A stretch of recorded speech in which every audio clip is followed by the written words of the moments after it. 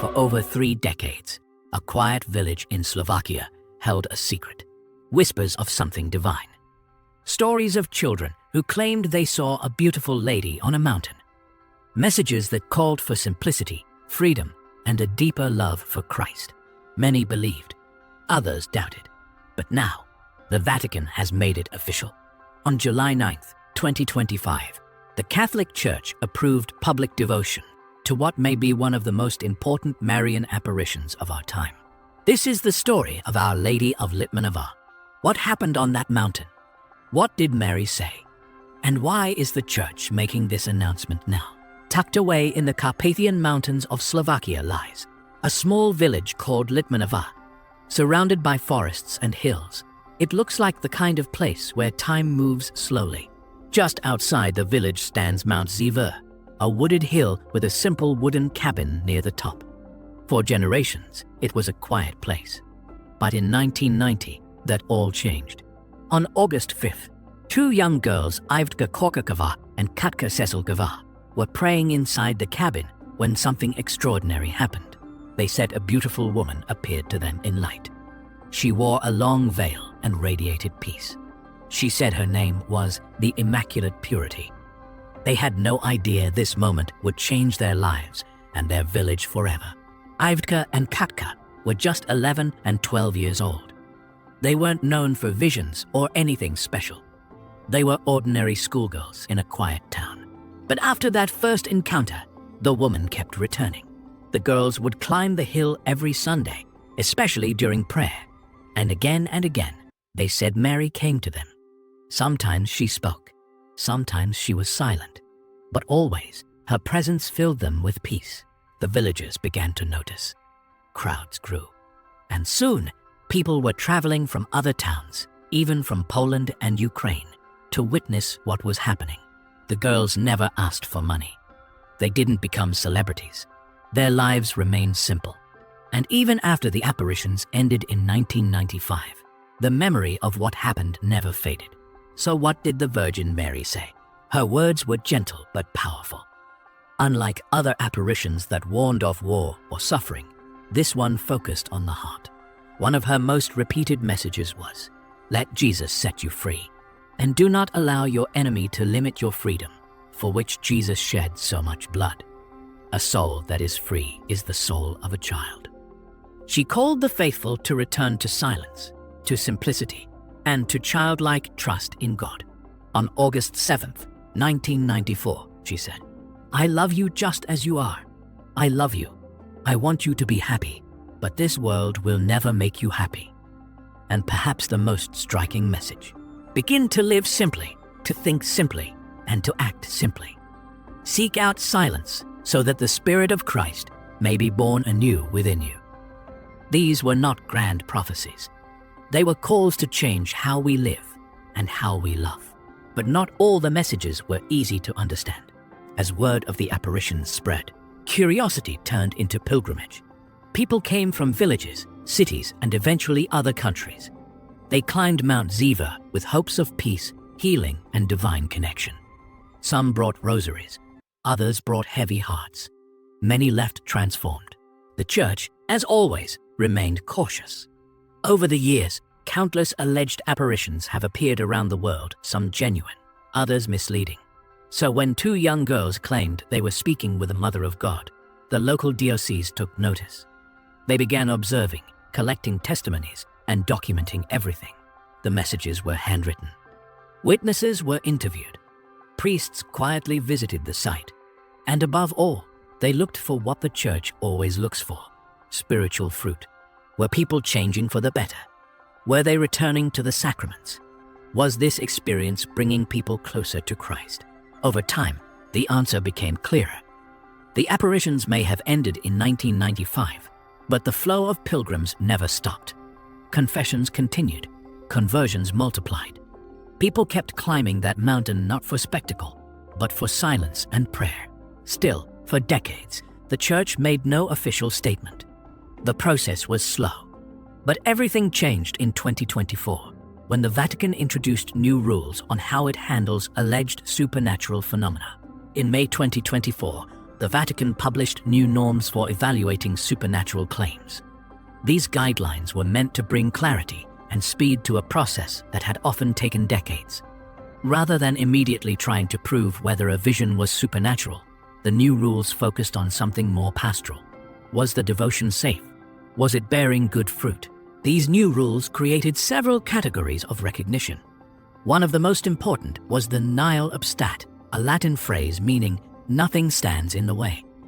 If a devotion was not harmful, and if it brought spiritual benefits to the faithful, then the Vatican could officially permit public worship, even without confirming the event as miraculous. This change opened the door for places like Litmanova, which had quietly inspired devotion for years, but had never received formal recognition. The local bishop, Archbishop Janosch Joseph Maxim, saw this as a moment of grace. In early 2025, he sent letters to the Vatican.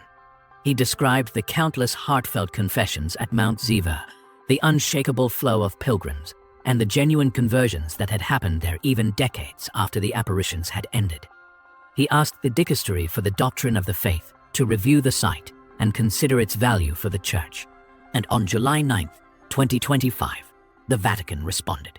In a letter signed by Cardinal Victor Manuel Fernandez, the prefect of the Dicastery for the Doctrine of the Faith, the Vatican officially granted a nihil obstat for public devotion to Our Lady of Litmanova. This meant that Catholics could freely venerate Mary under this title. The shrine at Mount Ziva could be used for public masses, rosary processions, and spiritual retreats. Pilgrims could come with peace of mind, knowing that the Church supported their journey. But it's important to understand what this decision does and doesn't mean. The Vatican did not say that the apparitions were definitively supernatural.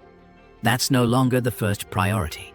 What they did say is this: the devotion is safe, the site is holy, and the spiritual fruits are real. The letter from Cardinal Fernandez even quoted some of the Virgin's messages, especially those that spoke about freedom, love, and simplicity. He recognized their power to lead people toward the gospel and toward a deeper relationship with Christ. He also acknowledged that some of the messages contained confusing or unclear ideas. One message spoke about sin being the cause of all illness. Another suggested a harsh judgment on entire groups of people. Because of these problematic statements, the Vatican asked that only selected messages be published, ones that are theologically sound and spiritually helpful. This careful balance showed the Church's wisdom. It did not rush to declare a miracle, but it also did not ignore the voices of the faithful. Instead, it listened, discerned, and gently opened the door for grace. Today, the girls who once saw the Virgin Mary on Mount Ziva are grown women. Their names Ivdka Korkakova and Katka Seselkova are known by many in Slovakia and among Marian devotees around the world. But they never sought the spotlight. After the apparitions ended in 1995, they returned to their quiet lives. Ivdka, the more vocal of the two, occasionally spoke about her experiences in interviews and retreats. But her tone was always humble. She often said that what happened on that mountain wasn't about her. It was about God's love and Mary's desire to lead us back to Him. Both girls have lived simple lives, rooted in faith. And perhaps that's one of the most powerful signs of authenticity. There was never a media circus, no fame seeking, no controversy. Just two young girls who received something beautiful and then quietly stepped aside. One detail that makes the Litmanova apparitions unique is how Mary identified herself. She didn't use traditional titles like Our Lady of Lourdes or Queen of Heaven. Instead, she called herself the Immaculate Purity. It's a name that might sound poetic at first, but when you stop to reflect, it says something deep. Mary didn't just say she was pure, she said she was immaculate purity itself. Not just an example, but a mirror of what God wants us to become. Pure in heart, free from sin, simple in spirit. Her messages repeated this theme often. Live simply, seek silence, let Jesus set you free. In a world filled with noise, distractions, and spiritual confusion, these words feel almost like a whisper from heaven. She didn't point to herself. She pointed to her Son. Always, it was about Jesus. Always, it was about inner freedom and the kind of purity that only grace can bring. You might be wondering, why does any of this matter now? Why would the Vatican take the time to approve devotion to a quiet mountain in Slovakia? Why would the Church, under a brand new Pope Leo Roman XIV, make this one of its first official recognitions? The answer lies in the world we live in. In 2025, people are more connected than ever, yet more isolated. There's more information, but less wisdom.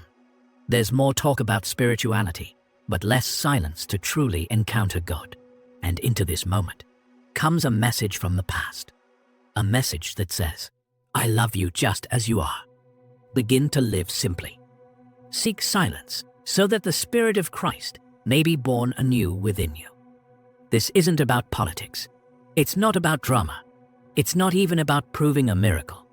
It's about reminding us that heaven still speaks and that Mary still walks beside us. The Church's approval doesn't mean we have to believe in the apparitions. That's not required of any Catholic. But it does mean that we can safely listen. We can visit the shrine. We can open our hearts. Because in a time when many feel lost, Litmanova offers a way home. The Vatican's Dicastery for the Doctrine of the Faith, under the leadership of Cardinal Victor Manuel Fernandez, officially granted a nihil obstat for public devotion to Our Lady of Litmanova. It means this: Catholics everywhere are now free to pray, gather, and build a deeper relationship with God through the messages and spirituality that came from this apparition. This is a moment of real significance, not just for Slovakia, but for the universal Church. It's not every day the Vatican approves a Marian devotion, and it's certainly rare to see one approved so soon after a pope's election. For Pope Leo Roman XIV, this is one of the first major pastoral decisions of his pontificate, and it sets a tone of openness, discernment, and deep care for the spiritual hunger of the people. So what does this actually mean? Let's break it down. First, it's important to understand what a nihil obstat is. It doesn't mean the Church has officially declared that Mary 100% appeared on Mount Ziver. That's a different level of recognition called constat de supernaturalitate, meaning it is confirmed to be of supernatural origin. That has not happened here. Instead, what the Vatican said was, there is nothing that stands in the way of this devotion. It is safe. It is theologically sound when filtered carefully, and it has already brought about profound spiritual fruit. In simpler terms, people are becoming holier here. People are encountering God, and that matters more than proving a miracle. By giving this green light, the Vatican is saying, we recognize what's happening here. We support the faithful. Let grace continue. And for millions of Catholics around the world, that's more than enough. The path forward is already taking shape. Mount Ziver, the once quiet hillside outside Litmanova, will now become an officially recognized pilgrimage destination for the faithful. More liturgies, more retreats, more confessionals filled, more silence, more healing. Local churches will likely begin organizing official pilgrimages. The shrine may expand.